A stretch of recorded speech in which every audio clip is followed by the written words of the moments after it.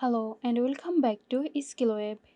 In this video, I will show you how to add text to video in OBS.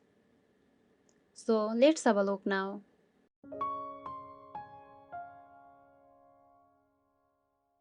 Open OBS Studio on your computer. Click on the plus icon in the scene sections to create a new scene or select an existing one where you want to add text.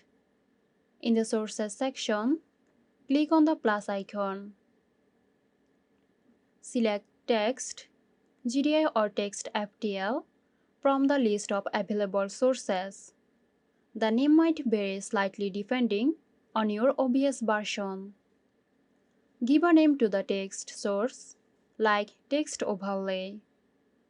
Enter the text you want to display in the text field. Customize the font, size, color, alignment, and other text properties as needed. Once you have set up the text properties, click OK or Done to confirm and add the text source to the scene. So that's it. Hope you found this tutorial helpful.